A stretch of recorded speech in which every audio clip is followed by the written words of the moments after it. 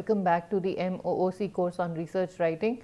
My name is Aradhana Malik and I am helping you with this course, and we will now take up a very important topic, a topic that's very close to my heart. We finished the discussion on how to write the manuscript. You've written the manuscript. Now there are a few things that you need to be careful of. What we are going to talk about today in this lecture is academic integrity. Academic integrity refers to unethical, we are going to, in this lecture we are going to talk about unethical practices in written communication and implications for intellectual property or implications for protecting the intellectual property of people who have created that property. Okay.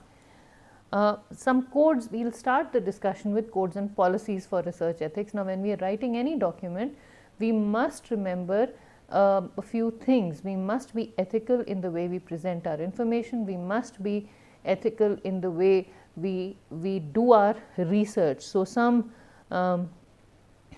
standard codes and policies for research ethics as prescribed by the, this is by Resnick 2010 and from a website put up by the National Institutes of Health, Government of United States. One is honesty. We must be honest in the way we conduct our research. We must never fudge data. We must never write up data. I know of instances where people have been known to, they'll create a questionnaire and one fine day they'll just lock up their office and fill out the information, and then they'll say, through my research I found out X, Y or Z. And if somebody asks them for the information, they'll say, here is a stack of questionnaires. Now, when you go through those questionnaires, you'll realize that all of them are written in the same handwriting, and you know that they haven't been honest. They've just filled them out on over a couple of days, or had 2 or 3 of their associates fill them out in different handwritings. And unfortunately, these unethical practices do take place. Objectivity. We must be objective. Now, when we talk about qualitative research, again qualitative research assumes that our biases and opinions will creep into what we do. So, objectivity, but then again when you're writing from the perspective of a researcher, objectivity comes in, and then when you're writing from the perspective of the participant in that research, then your opinions and biases come in. So, even in that polyvocal atmosphere or polyvocal milieu, objectivity is still an important integral element of that polyvocal milieu, especially when you are writing from the perspective or in the voice of a researcher. Integrity, carefulness, you must be very careful with the data you collect, especially, again, most of what I have said till now focuses on writing about people. Writing in the social sciences, writing in the humanities. I am sure writing is very different in the pure sciences and the engineering disciplines, but all of this does apply to those situations also. You must be very careful about how you handle data, how you process it, how you analyze it. I remember when I was just getting started on my research work on this, my academic pursuits. I was an academic associate with the Indian Institute of Management in Ahmedabad, and my boss was Dr. Dilip Mavlankar, who I was associated or working with Dr. Dilip Mavlankar, who was at that time an associate professor and is now the director of the Indian Institute of Public Health in Gandhinagar. And I remember he asked me to compile a set of data, and he said, okay, why don't you type up this table and bring it, and then make a maybe I think draw a line graph or something, maybe a graph or a pie chart. And I took that pie chart to him, and he took one look at it and he said, this doesn't seem right. So, he was so well versed with how that data would look. Just by looking at the raw data, he knew what patterns would emerge. If Dr. Mavlankar is listening to this, I am sure he's smiling and he's tickled by this example. But that is what happens when you're so experienced with data. I think I forgot to put in a few data points, or somebody who had been dictating the data to me, somehow there was some confusion, and so maybe I missed out on a few data points, and he said, no, this pattern doesn't look right, there is something wrong, please go back, cross check. and that was the day I learned my lesson. He was very sweet about it, but I felt bad that I had to, one, of course I had to redo the work, and I felt bad that I had been entrusted with such important work and I had not been able to deliver what I had promised I would deliver. So big lesson learned, always cross checked 2, 3, 4 times after that. So, so you must be very careful, because if he had not spotted that tiny error, the information that had come out, the knowledge that he had created as a result of that analysis, maybe would have been flawed and would have led to faulty building of knowledge. So it's very, very important that we handle the data very, very carefully. Openness, you have to draw, there's a very fine line between protecting confidentiality of the sources and being open about how you have conducted your research, being open about how you have what you have done in your research work. It's important to be very clear, to be as open as possible. At the same time, you must protect your intellectual property. You might need to protect your trade secrets, as they call them. So it's very, very, you have to balance the two. And we must respect the intellectual property created by the other people. So this is an absolutely essential aspect of research ethics. We must maintain confidentiality of the sources, and we must publish responsibly. We must also mentor people responsibly when we are undertaking research. We must respect our colleagues. We must be socially responsible when we are taking data. We must be socially responsible as to how we treat that data, how we deal with that data, how we present that data. We don't want to create a panic. We still want to inform the public. How do we do it? We must not discriminate on any basis whatsoever when we are dealing with data, unless of course we are talking about, again, it's not discrimination, it's objectivity in dealing with data that talks about discrimination. So when we are dealing with that kind of a situation, then we might actually want to or need to talk about discrimination as a subject, as a field of study. But we must not discriminate between caste, religion, etc. When we are selecting people, select group of people, unless of course the study mandates that we compare and contrast two groups, in which case equal weightage will be given to the groups concerned. Okay. Competence, we must be competent to handle data. So unless you are trained in statistics, please hire a statistician to do your work. Unless you have taken unless you know what different statistics mean, please take the help of an expert. If you can't understand what you are analyzing or what you have analyzed, if you don't know which test to use, please seek the help of an expert. If you're not well versed with qualitative research, by all means do it, but get some training first. So that's very important. Legality, again, there are legal issues while presenting data. You must be very careful to obey the law of the land. You must care for living beings. So there are societies that protect the interests of the subjects under study. There are various organizations that that ensure, or that for my own PhD work, I had to present my data to a committee of 11 people that were drawn from various walks of life. There were some professors, some administrators, some people in the community. So the university where I did my PhD had this committee of, I think, 11 or 13 people, and I had to send my proposal and tell them that this is what I am going to do, and these could be the harmful negative effects of what I am planning to do, these could be the positive, these could be the advantages. And so I had to describe everything and ensure, and then they gave me suggestions as to where I could modify what I was planning to do while still maintaining the rigor of research. So we must be very, very careful. Protection of human subjects, very, very essential. And then a checklist for ethical dilemmas. Whenever we have an ethical dilemma while presenting our work, we must, there's a checklist here. Which choice could stand up to further publicity and scrutiny? What should we choose that could stand up to further publicity and scrutiny? How, on the basis of what could we present our data. Now, which choice could you not live with or be unable to defend? Think of the wisest person you know. What would he or she do in such a situation? Many times we are torn between the needs of our research, the need to present our research in a certain way, and what we are, or the constraints of moral or legal obligations. Which choice would be the most just, fair or responsible?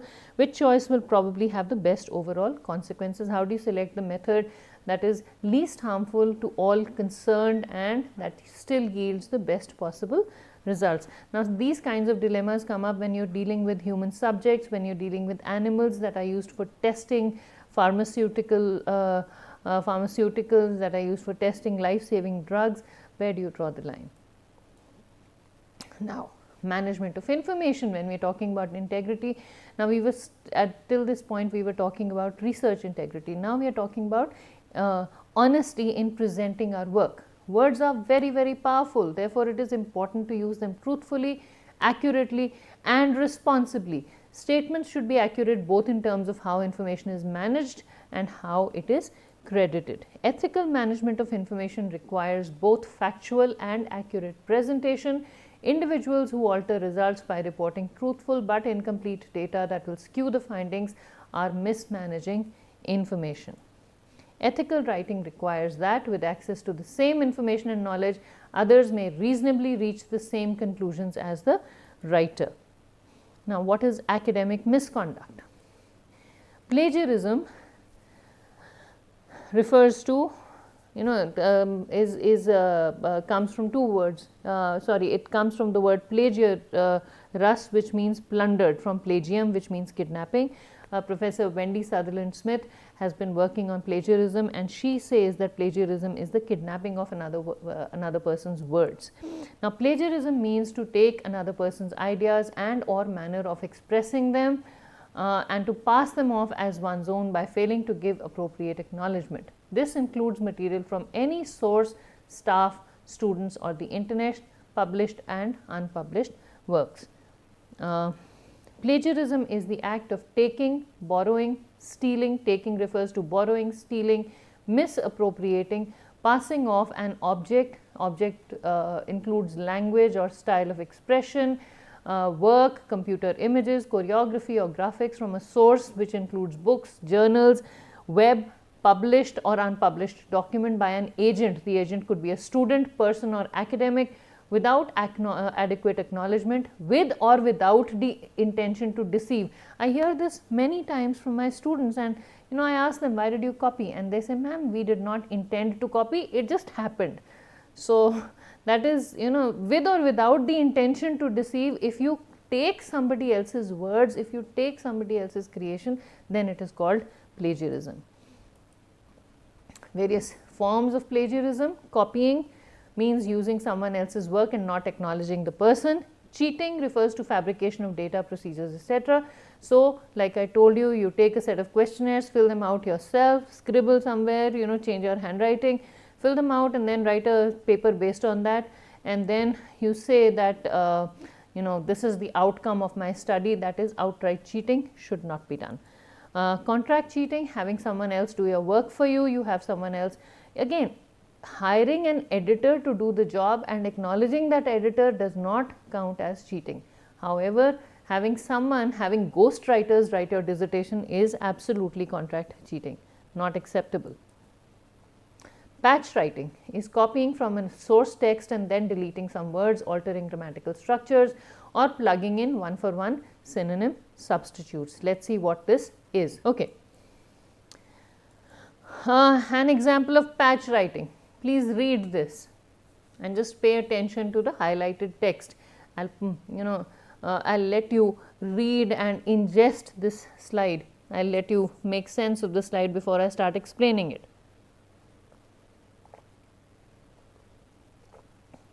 Now, when we talk about patch writing, just look at the two paragraphs, and this is from this website, ccc.comnet.edu. These two, you look at the first paragraph, because becomes since, women's wages often continue to reflect the stays the same, fiction becomes mistaken notion, men earn the family wage becomes men are the main wage earners in the family, single mothers rarely remains the same, earn becomes make, enough to support themselves and their children remains the same,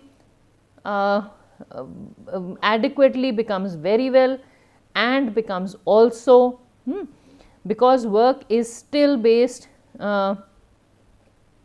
work is still remains the same, organized around becomes based on, the assumption that mothers stay home with their children remains the same, facilities becomes child care facilities, and here facilities for child care becomes child care facilities becomes facilities for child care and is interspersed at a different location. Remain woefully inadequate is here, in the United States comes here.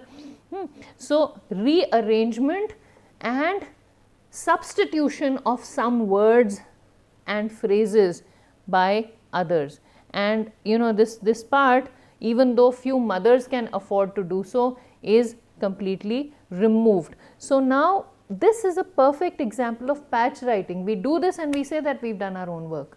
A lot of our students do it, we also have a tendency to do it. Bad.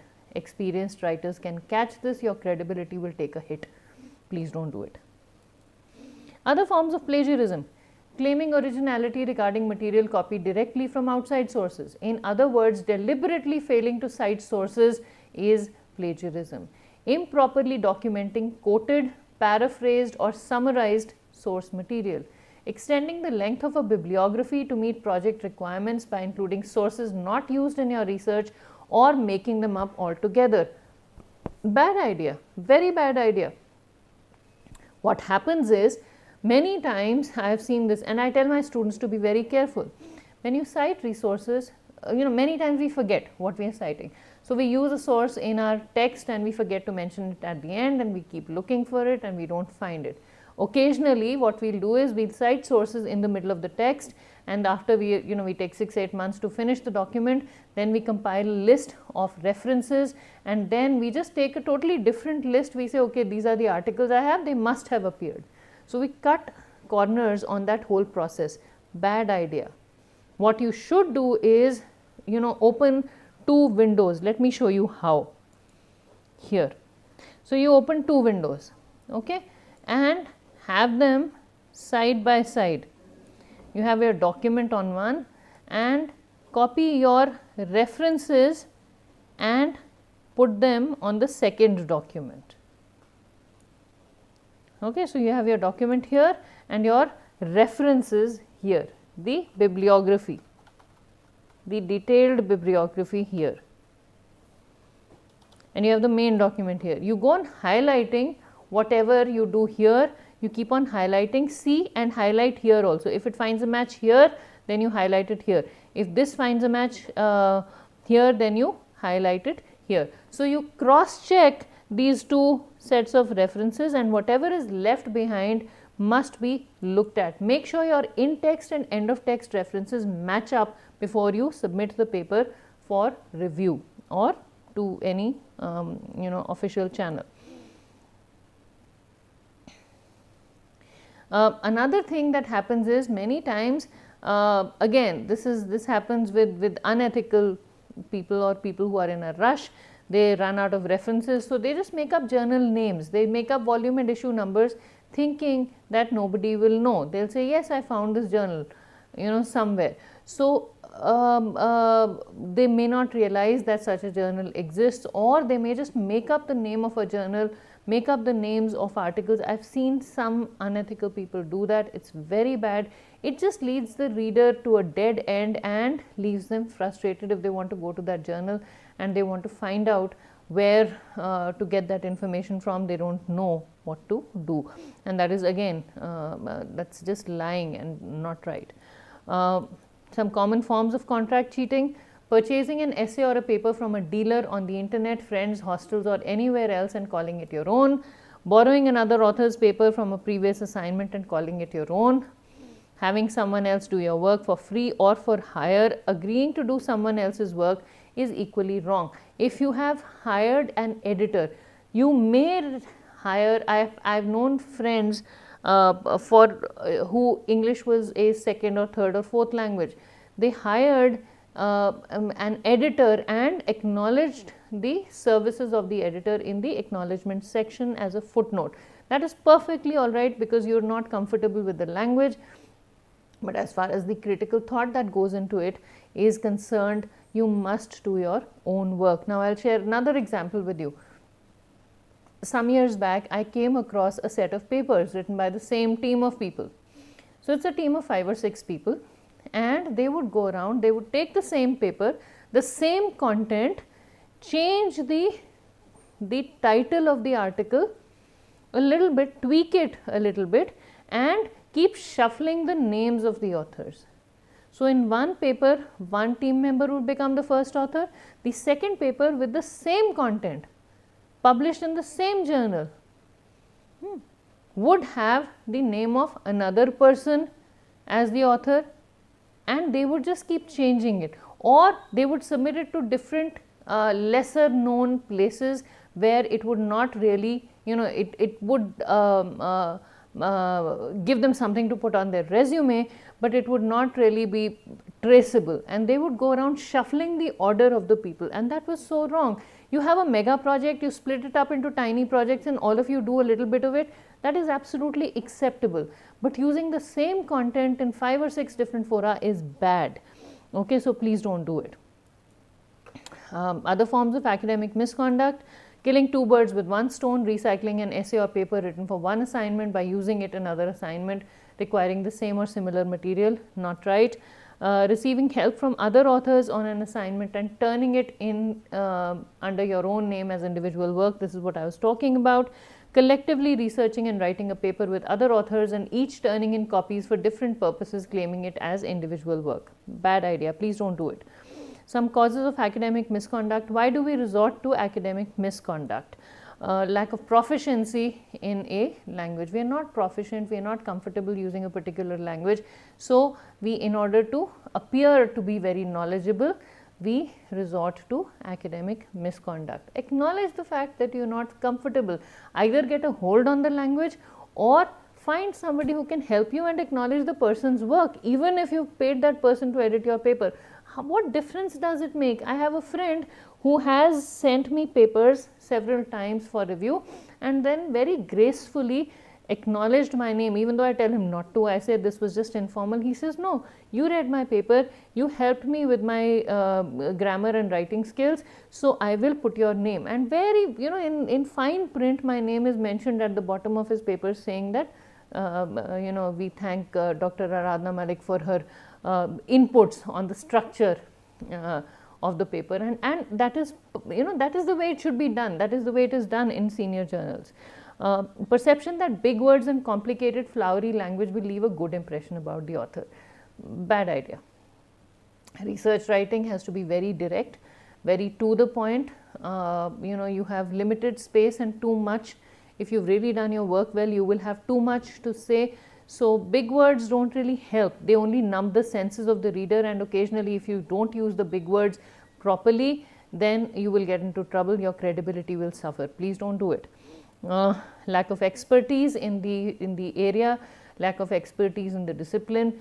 Again, this has been suggested to me by, I've heard this happening where people say, okay, you can just take an old paper and see what they have done, take the same data, regurgitate it, use some different statistical techniques and just tweak a few things here or there and send it to a lesser known journal. Who will come to know? I am sorry, that is just not acceptable. So, we resort to, you're not an expert, so you just depend on other experts who have published their work. You will be caught. You do something like this, you will definitely be caught and you will be punished for it severely. So, please don't do it. Lack of awareness, many times people don't know that it's wrong, which is why this particular lecture in this class is very helpful. You're listening to it. If you've been doing it, please stop doing it. Laziness, writing is hard work. Writing requires thinking, writing requires sitting down in one place thinking and scratching your brain, and then it is frustrating, it is mind boggling, but once a manuscript is done you feel great about it. So, it is difficult work. we are too lazy, we don't want to sit down, we don't have that kind of commitment, and that leads to academic misconduct. Fear of failure. We are scared of rejection. I keep telling my students, paper is rejected once, excellent. If your paper is accepted in the first go, you don't know what you should be doing. Your paper must be rejected 3 or 4 times for you to really grow as a researcher. So, that's absolutely all right, but we are so scared of failure, we don't want to revise, and that's what creates problems. Peer pressure. You see your friends publishing here and there, and you say you have so many publications, you have so much material under your belt, and that really creates a lot of pressure on you. Egotism and the drive for self-enhancement. You just want to go on publishing, whether it's good quality or not, and in that need to just move ahead and do so much more than everybody is doing really can lead to people doing the wrong thing. Pressure to perform, again it's a requirement for recruitment, it's a requirement for promotions, etc. Continuous assessment or numerous assessments, lack of clear policies to prevent or penalize unethical practices. So these are some of the reasons why we resort to academic misconduct. Now, fact about plagiarism, plagiarism is always intentional. Writers always know what they are doing and why they are doing it, and this is something that Professor Wendy Sutherland Smith has mentioned again and again in her papers. So, dealing with uncertainty regarding the assignment of credit, again we have dealt with some of it earlier. If you copy something verbatim from another source, put double quotation marks around the words and cite the source. If you borrow ideas, arguments, data or other information from another source, cite the source even if you put the material in your own words. Some checklist, we will deal with more ways of how to reference this in another lecture. When you are reviewing your paper to see if you have if you have really taken care, you must go through, or this is a checklist that will help you ensure that you haven't really copied.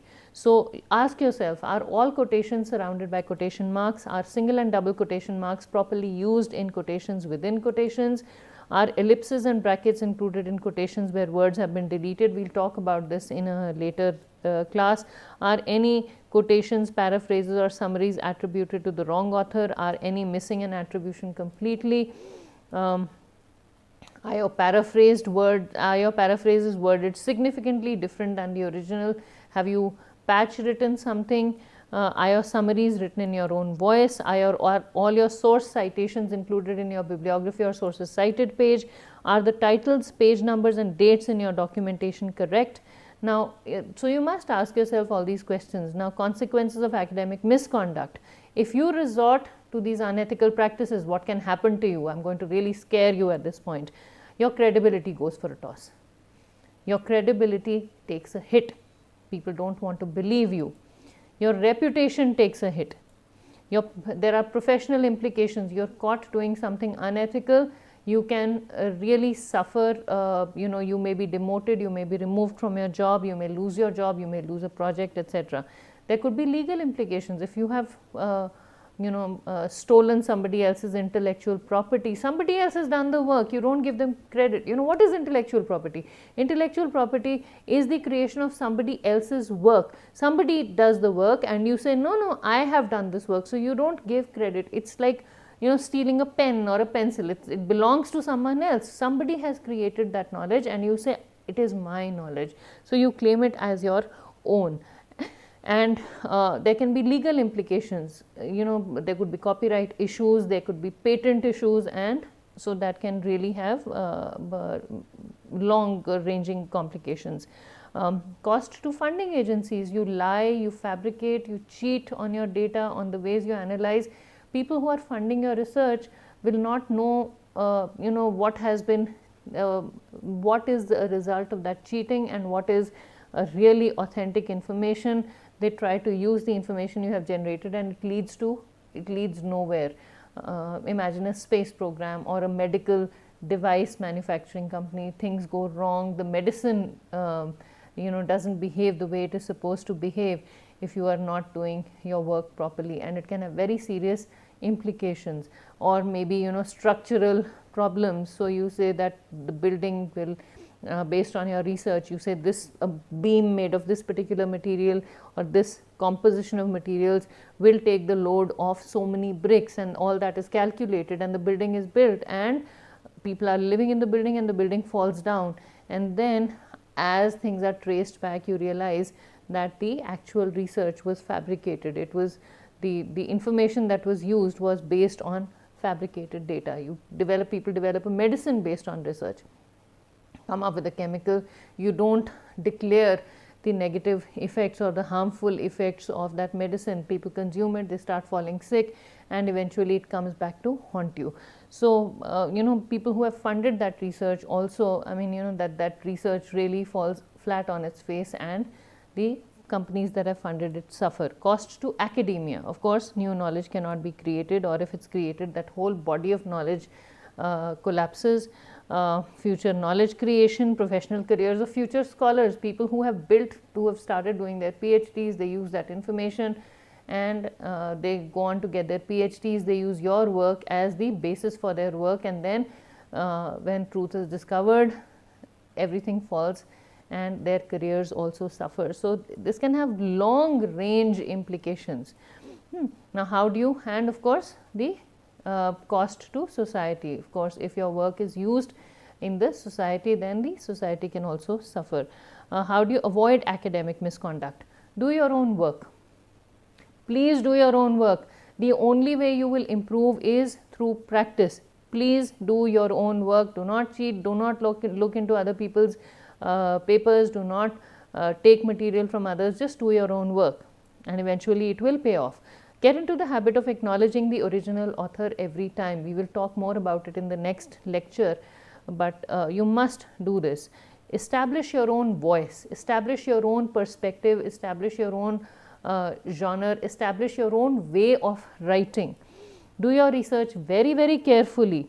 Report your results accurately, and keep records of all your work and copies of all your drafts. Now, there's a Hollywood movie called Flash of Genius.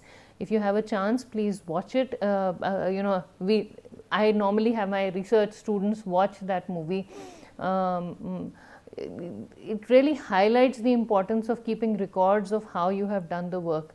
So not a very popular movie, but really brings to light how by keeping records of your work, you can actually prove that something that you created was your own creation. Even if unscrupulous, unethical elements want to steal your work, they will not survive in the legal system, because you will be able to prove through these drafts, through these records, that you have done that work and not someone else. So it's very, very essential. Now, and again, I like to practice what I preach. So the references for the slides on academic integrity are Purdue Online Writing Lab. I am acknowledging the work they have done and acknowledging the information they have given us. And of course, there's a paper by Eckstein. Then Professor Wendy Sutherland Smith's paper called Plagiarism, Ethical Issues in the Learning and Teaching Relationship. So, this was received through personal communication. I wrote to her about plagiarism, and she very kindly sent me this set of slides. So, we must acknowledge it. You must have seen that, in all my slides, most of my slides at least, I have something here, some name, some year, something is mentioned here. So, this, these are the references. I wish I had time to show you the similarity detection software, but I think I'm running out of time for this presentation. But do, the various similarity detection softwares that catch the textual similarity between different documents, and it's not a plagiarism detection software, it just captures the textual similarity between different documents. You'll find many of them available for free on the internet. Please go through them and see how they detect this textual similarity. Let's have a discussion about this on the forum if you feel so inclined. But that's all we have time for in this lecture. We will continue with some more discussion on research writing in the next class. Thank you very much for listening.